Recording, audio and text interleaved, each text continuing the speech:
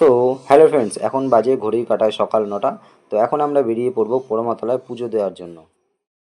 তাই খুব সকাল সকালই বেরিয়ে পড়বো, কারণ যত বেলা বাড়বে তত রোদের প্রভাবও বাড়বে। তো আমরা দুজনেই রেডি হয়ে গেছি, এখন আমরা বেরোবো। তো আমরা বাড়ির থেকে বেরোয় টোটো ধরে চলে গেছি নবদ্বীপ ঘাটে। এইখান থেকে আমরা নৌকো ধরে চলে যাব ওপারে।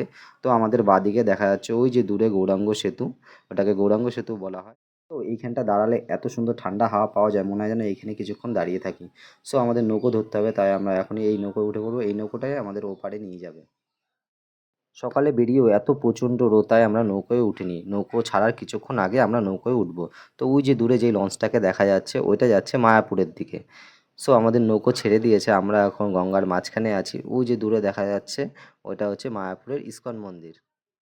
তো আমরা পোড়ামাতলায় পৌঁছে গেছি। প্রথমে যেহেতু শিব ঠাকুরটা পড়ে, তাই প্রথমে শিব ঠাকুরকে পুজো দেবো, তারপর আমরা পোড়ামামাকে পুজো দেবো। তো আমাদের পুজো দেওয়া কমপ্লিট হয়ে গেছে।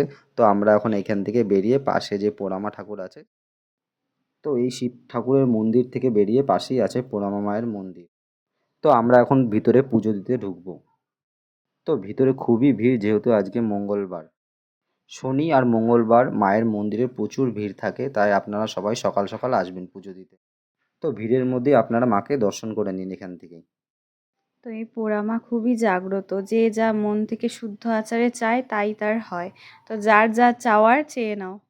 তো আমাদের পুজো দেওয়া কমপ্লিট হয়ে গেছে। ভবতারিণীকেও পুজো দিয়েছি, যেহেতু ছবি অ্যালাউ নেই তাই ক্যাপচার করতে পারিনি। তো ভিডিও ভালো লাগলে লাইক কমেন্ট শেয়ার।